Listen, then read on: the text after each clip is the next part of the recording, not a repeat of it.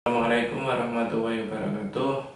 Nama saya biasa dipanggil Agus. Saya dari Fakultas Ilmu Pendidikan. Namun saya ditugaskan ke Fakultas Teknik untuk mengajar bahasa Indonesia. Jadi bahasa Indonesia itu sebenarnya ada di Fakultas Teknik itu sangat penting ya keberadaannya. Bukan hanya mata kuliah pilihan kedua, tapi ini menjadi materi wajib seluruh Indonesia. Untuk pertemuan pertama ini saya akan menjelaskan mengenai bagaimana peran bahasa Indonesia di Fakultas Teknik.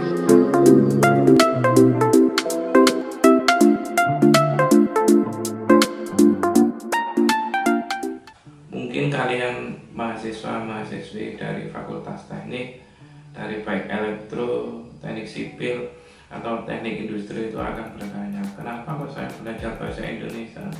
Saya di sini kan kuliahnya di Fakultas Teknik. Karena bahasa Indonesia itu sebagai mata kuliah nasional ya, sehingga apapun prodinya, apapun jurusannya, itu wajib harus ada bahasa Indonesia. Karena ini sebagai pengenalan, sebagai bahasa nasional, jadi sebagai identitas. Jadi peran bahasa Indonesia itu sangat penting.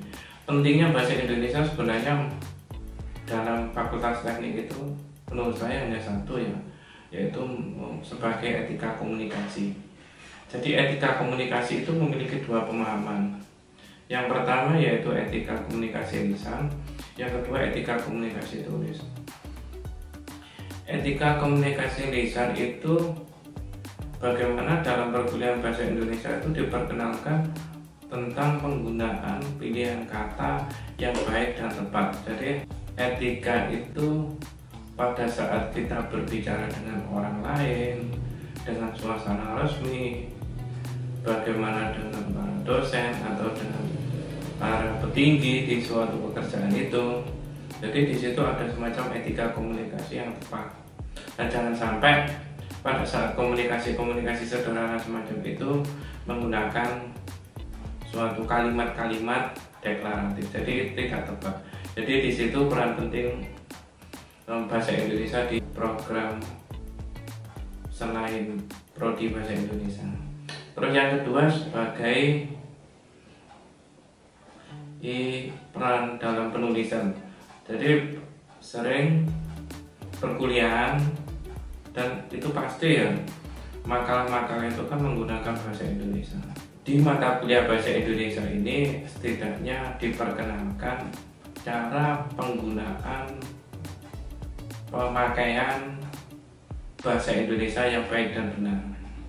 Ambil contoh seumpama di mana yang harus dipisah dan mana yang harus digabung. Seumpama di Jakarta, mungkin Anda nggak terpikirkan ya, di Jakarta itu D-nya itu harus dipisah, bukan digabung. Itu salah satu hal-hal terkecil. Seumpama Anda bekerja di suatu instansi pemerintah ya, di Pemda. Di Pemda Anda bagian administrasi atau bagian sekretaris atau yang lain ya, dan itu sangat identik dan sangat dekat Anda dengan kebahasaan. Posisi bahasa Indonesia sangat penting, dan ini sebagai fungsi untuk menguji kemampuan Anda bagaimana Anda berkomunikasi secara tulis. Seumpama Anda bekerja sebagai pemborong gitu ya, ambil contoh gitu. Anda ingin bekerja sama dengan pemerintahan, dengan BUMN. Di situ kan Anda menyodorkan suatu proposal untuk memenangkan suatu tender. Dan keberadaan proposal ini sangat penting dalam pemanfaatan bahasa Indonesia. Bagaimana bahasa Indonesia ini yang baik, bagaimana bahasa Indonesia ini yang tepat. Di situ fungsinya bahasa Indonesia itu tidak hanya terbatas dan berhenti sampai di perkuliahan untuk pembuatan makalah atau pembuatan skripsi. Pemanfaatan bahasa Indonesia secara tulis baik komunikasi itu sangat penting untuk jangka panjang. Oleh sebab itulah bahasa itu menjadi sesuatu yang sangat penting.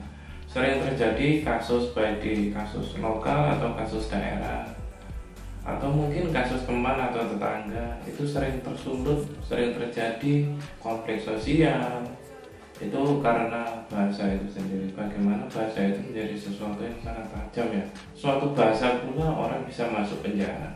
Suatu bahasa pula, satu kalimat, dua kalimat, orang itu bisa terbunuh.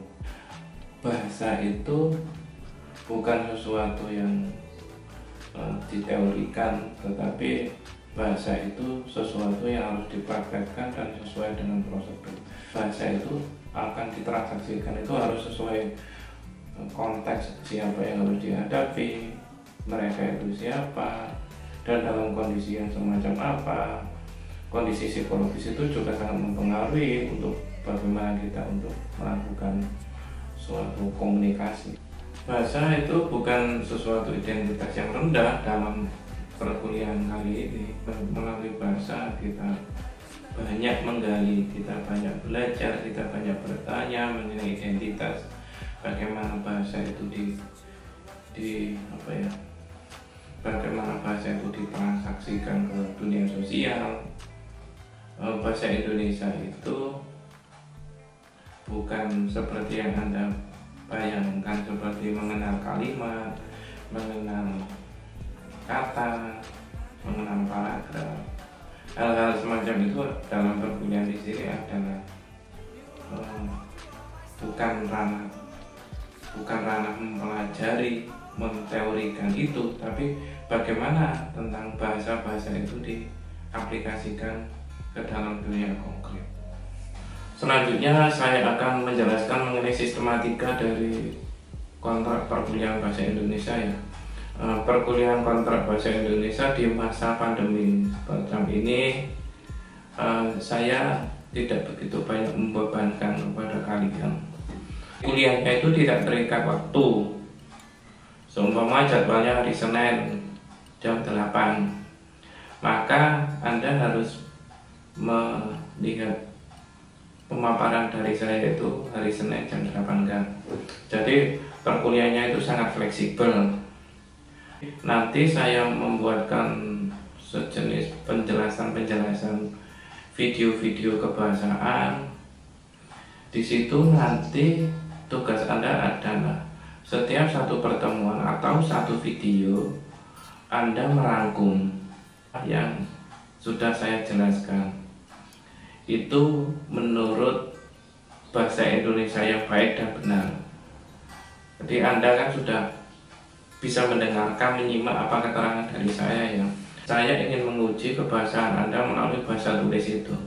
Jadi bahasa Indonesia yang rapi, yang sesuai SPOK, sesuai kaidah kebahasaan. Terus dari tugas itu nanti dikirim via email. Format tugasnya itu memakai huruf Times New Roman ukuran 12 spasi 1,5. Nggak usah banyak-banyak ya, satu halaman atau satu MS Word. Tapi itu murni menurut bahasa kalian sendiri, apa yang sudah saya jelaskan kemudian Anda meringkas di dalam MS Word tersebut.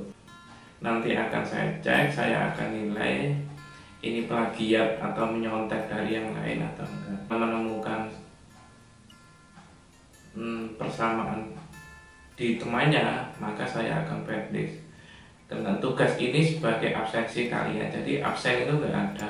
Selain sebagai absensi, tugas harian itu juga saya gunakan untuk sebagai tugas UATS. Jadi Anda tidak perlu UTS, UTS-nya yaitu Anda mereview atau meringkas dari apa-apa yang sudah saya jelaskan. Kalau nanti mungkin ada kurang paham tentang apa yang saya jelaskan atau yang lain, bisa diskusi melalui WhatsApp atau di kolom komentar di video ini. Terus tugas UAS-nya nanti saya suruh buat makalah. Makalah ini bidang kewirausahaan. Bidang kewirausahaan itu bebas ya. Kewirausahaan yang tidak jauh dari lingkungan Anda. Nggak perlu untuk mengamati usaha perseroan terbatas atau PT. Jadi usaha-usaha mikro yang ada di lingkungan Anda. Di situ Anda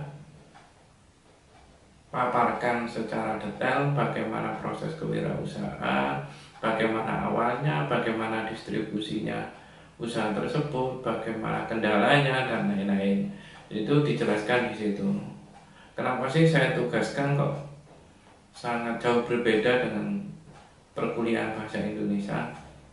Di tugas itu Anda tugas untuk mengamati, menginterview dari seorang pengusaha. Tugas saya adalah mengoreksi kebahasan-kebahasan mana Anda melihat suatu konteks, kemudian ditulis dalam suatu teks menurut bahasa Indonesia yang baik dan benar. Itu tugasnya. Selain membuat makalah, saya tugaskan untuk membuat video. Jadi pada saat Anda di tempat usaha tersebut, Anda silahkan kalian membuat video. Ya pada saat itu interview dengan pemiliknya. Video-video itu dikumpulkan melalui Dropbox ya. Nanti linknya bisa dikirim ke saya. Cuma itu tugas kebahasaan. Dalam perkuliahan bahasa Indonesia ini saya tidak memberikan informasi ya secara WA satu orang per orang atau di grup.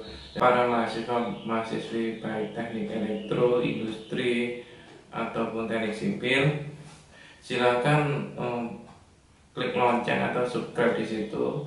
Nanti setelah saya upload, seminggu setelahnya itu saya tunggu. Jadi saya beri batasan seminggu untuk memberikan deskripsi atau review kritis lah mengenai apa-apa yang sudah saya terangkan ini. Lalu kemudian dikirim ke email. Itu batas waktunya seminggu ya, jangan lebih, karena itu menyangkut absensi. Ya demikian pertemuan pertama. Saya ucapkan banyak terima kasih kepada para mahasiswa dan mahasiswi. Semoga kalian selalu sehat sekeluarga di sana dan semoga tetap semangat. Assalamualaikum warahmatullahi wabarakatuh.